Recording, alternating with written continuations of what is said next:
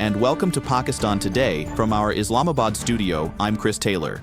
Pakistan People's Party has emerged as the largest political force in the Gilgit-Baltistan elections, but remains short of securing a clear majority, according to unofficial results. PPP secured 10 seats in the 24-seat assembly, while PMLN won 6 seats. PTI secured 2 seats, Majlis Wahdat-e-Muslimin won 1, and independent candidates captured 5 constituencies that may now play a decisive role in government formation. The election was closely watched due to Gilgit, Baltistan's strategic location bordering China, Afghanistan, and Indian illegally occupied Kashmir.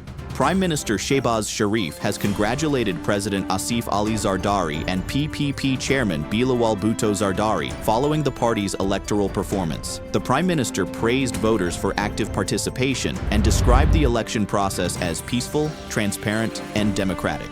He also congratulated successful candidates from all parties and commended election authorities, police, and law enforcement agencies for maintaining order during the vote. Meanwhile, Pakistan's federal budget presentation is expected to face another delay, with sources suggesting it may now be presented on June 12th instead of June 10th.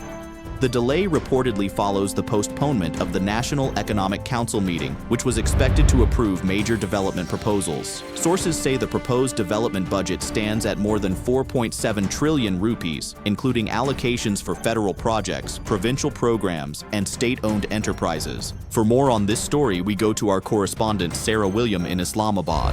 Thank you, Chris. Officials here say budget preparations are continuing, but key approvals remain pending following the postponement of the National Economic Council meeting. Sources indicate the revised timeline is aimed at finalizing development spending priorities before formal presentation.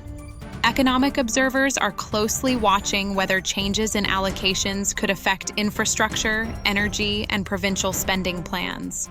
For now, authorities have not officially confirmed a new meeting date, but expectations are growing that decisions could come within days. Thank you, Sarah William, reporting from Islamabad. Turning now to regional affairs, French newspaper Le Monde has described the suspension of the Indus Waters Treaty as a dangerous turning point for South Asia's water security.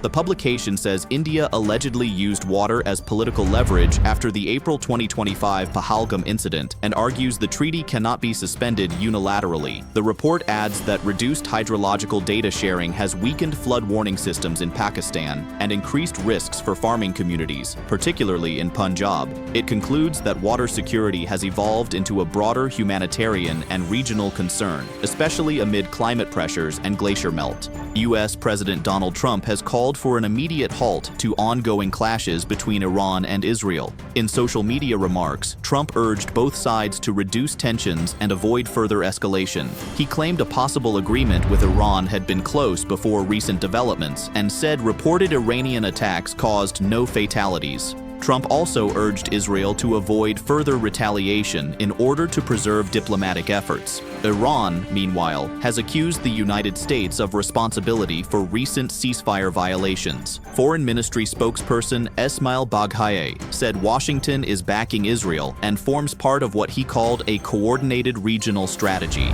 He stated that Iran cannot remain silent regarding repeated violations and argued Israeli actions cannot be separated from American policy. Baghaei also criticized countries allowing their territory to be used against Tehran while insisting Iran seeks no conflict with neighboring states. And finally, Lebanon's Prime Minister Nawaf Salam says Israel has carried out nearly 3,500 airstrikes since a U.S.-announced ceasefire took effect in April. According to his office, thousands of operations including demolitions have reportedly damaged or flattened villages in southern Lebanon. Lebanese authorities say humanitarian pressure and displacement have intensified as regional tensions continue. Officials also report significant military and civilian casualties since March amid continuing hostilities. That's all for now. You're watching Pakistan Today. I'm Chris Taylor.